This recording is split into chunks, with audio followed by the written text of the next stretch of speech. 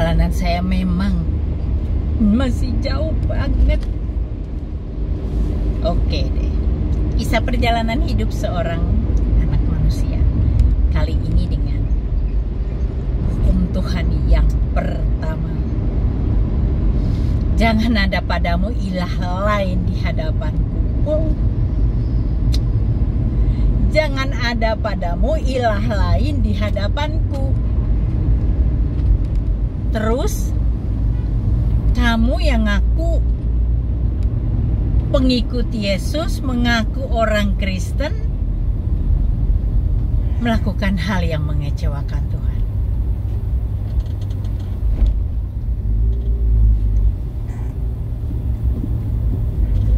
Kalau di Jawa ini masih ada orang kalau nikah, kalau punya hajatan itu ya masih pakai dukun, pakai sajen-sajen segala buat nolak bala, nolak hujan, bahkan supaya hujannya nggak turun, pakai sajen, pakai dukun hujan. Terus supaya kalau orang menikah gitu, supaya rumah tangganya tidak bermasalah nanti, pakai dukun dengan sajen-sajen, ada syarat-syarat. Terus kalau orang udah acara kecil-kecilan aja kadang suka terus nanggap itu loh, nanggap reok atau kuda lumping gitu ya. Itu semua kuasa kegelapan, itu ada roh-roh kegelapan di situ. Terus kenapa kamu terlibat? Bahkan ada orang-orang Kristen yang justru dukunnya reok atau kuda lumping itu. Orang Kristen loh malah, tapi main reok, main kuda lumping, kerasukan kayak gitu.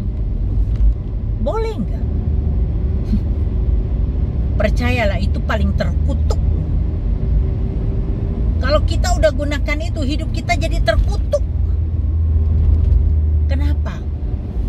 Di hukum Tuhan itu nomor 1 loh. Jangan ada padamu ilah lain di hadapanku. Aduh, ngeri banget deh. Kalau sudah main yang kayak begitu dengan kuasa kegelapan, Tuhan itu pasti marah. Dia adalah Allah yang cemburu. Dia tuh nggak mau kalau kita mengandalkan atau kita suka dengan pribadi yang lain itu. Dia nggak suka. Dia iri hati loh, cemburu loh. Coba pasanganmu mengeluh-ngeluhkan laki-laki lain atau perempuan lain di hadapan dirimu, kamu cemburu nggak? Ayo jujur, cemburu nggak? Itu kita manusia ya, apalagi Tuhan. Makanya dia taruh itu, jangan ada padamu ilah lain di hadapanku, di nomor 1.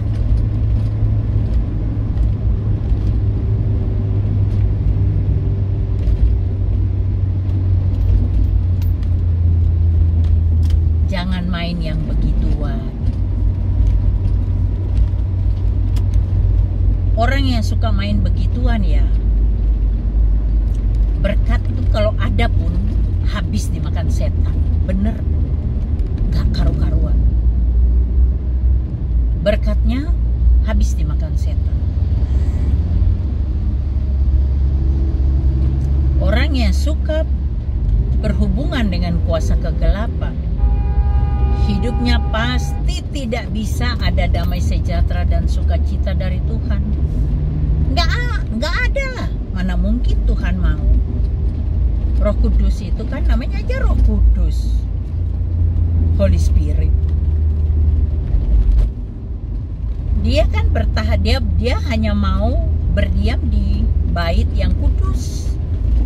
Kalau baitnya ada roh lain kotor kayak gitu, mana mau. Itu loh Bapak Ibu Saudara, makanya selalu selalu saya bilang, kita itu jaga hatinya, pikirannya. Tidak mungkin kalau kita tidak menjaga hubungan dengan Tuhan. Itu komitmen dari diri kita. Percuma kamu dengar khotbah seharian penuh, berhari-hari kamu sukanya dengar khotbah, tapi hidupmu tidak berkenan kepada Tuhan.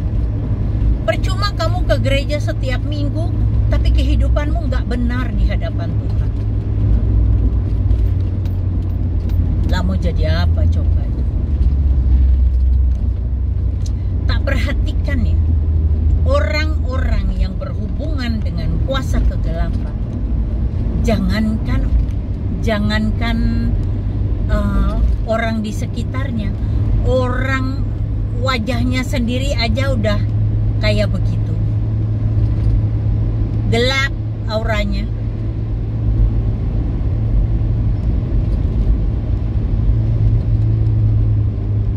Orang yang suka main-main dengan kuasa kegelapan, tidak ada tempat bagi dia di sisi Tuhan.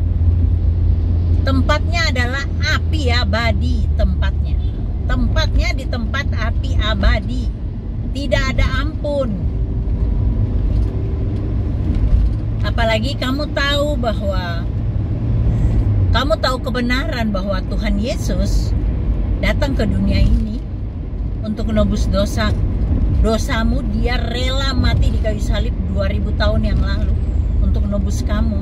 Terus kamunya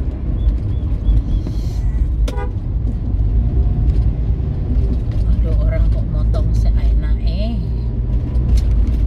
Terus kamu mengkhianati dia dengan cara kayak begitu.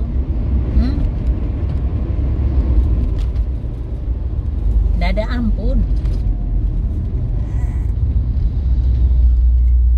Jangan sampai nanti sudah kejadian ya, baru menyesal tuh sudah nggak mungkin. Nggak mungkin lagi kembali ke dunia ini untuk memperbaiki semuanya. Nggak bisa. Seperti cerita Lazarus yang miskin, yang biasanya duduk di depan toko orang kaya itu. Dia mengumpulkan remah-remah roti untuk makan. Ketika dia mati, dia ada di pangkuan Bapak Abraham. Sedangkan orang kaya itu ada di dalam api. Teriak-teriaklah. Oh, rupanya dia mengenal. Orang kaya ini rupanya mengenal si Lazarus. Makanya dia minta tolong sama Bapak Abraham.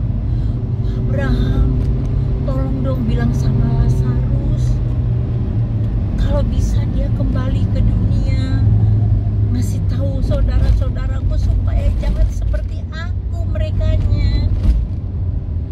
Bapak Abraham bilang, sudah tidak bisa lagi, duniamu dan dunia Lazarus sudah berbeda. Ada jurang pemisah di situ yang tidak bisa kamu lewati dan juga tidak bisa dilewati Lazarus. Apa itu? Api abadi itu tidak mungkin bisa dilewati.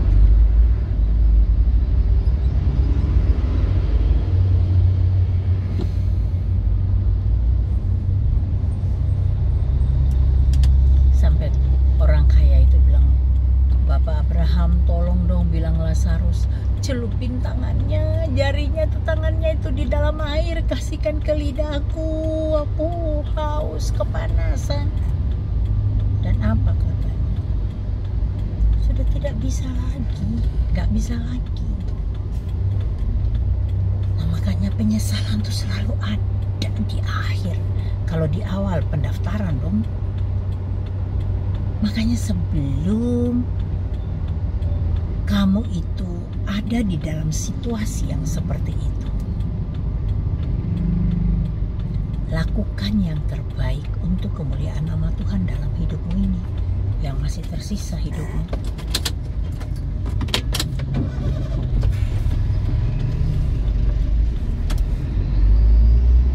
Lakukan yang terbaik untuk Tuhan.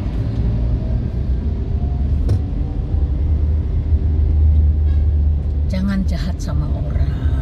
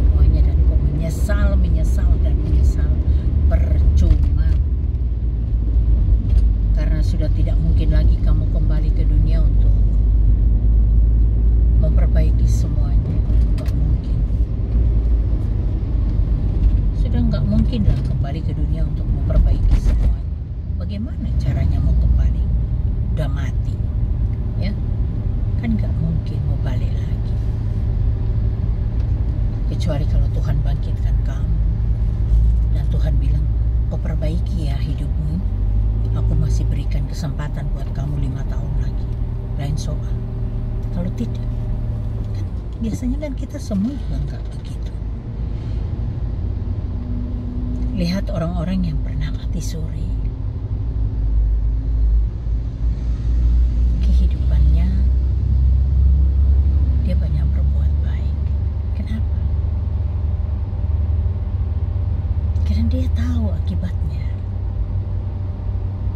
Orang yang pernah mati suri, dia sudah tidak pikir dunia lagi, tapi dia berusaha untuk melakukan yang terbaik supaya dia dapat bagian di rumah Tuhan nanti.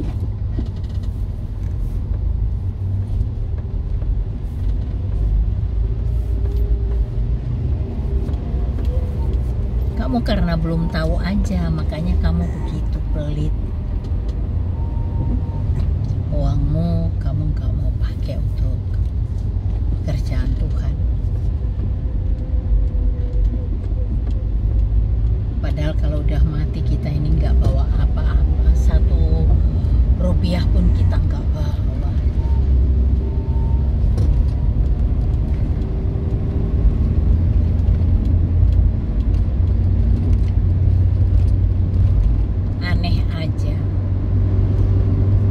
Tapi itulah cara iblis mempengaruhi hati dan pikiran manusia.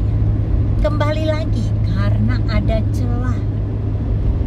Manusia sendiri yang membuka celah itu, sehingga iblis melihat peluangnya besar sekali untuk menarik manusia ini ke dalam jurang maut.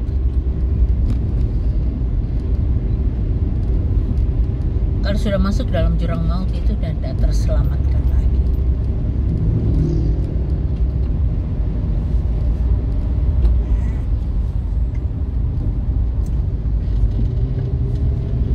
Buatlah hal-hal yang baik dalam hidup.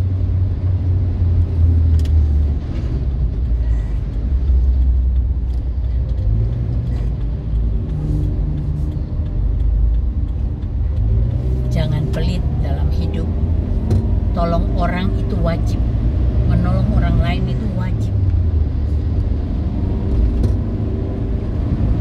Sebenarnya kalau kita tahu rahasia hidup ini,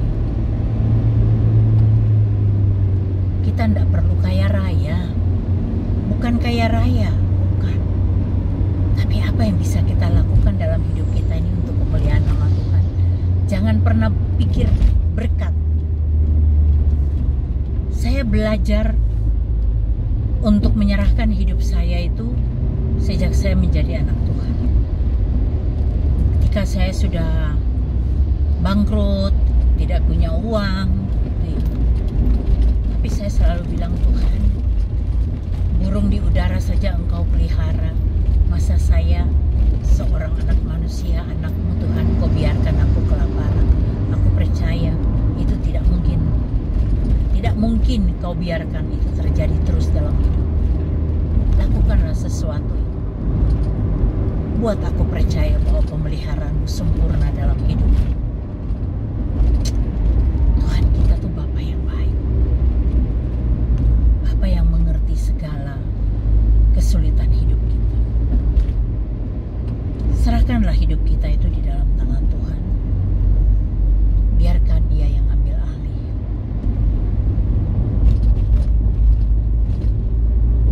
Oke, Bapak Ibu Saudara, terima kasih ya udah menonton video ini. Saya tidak akan berhenti untuk menghimbau Bapak Ibu untuk hidup benar di hadapan Tuhan. Jadi ketika Bapak Ibu kita ini dipanggil sama Tuhan, kita tidak keberatan lagi. Kita dengan sukacita disambut Tuhan, bukan disambut sama setan yang datang menyambut kita dengan pakaian yang putih berkilau, bukan yang berpakaian hitam. Mengerikan, takut aku. Makanya buat baiklah dalam hidup ini. Semua hanya untuk kemuliaan nama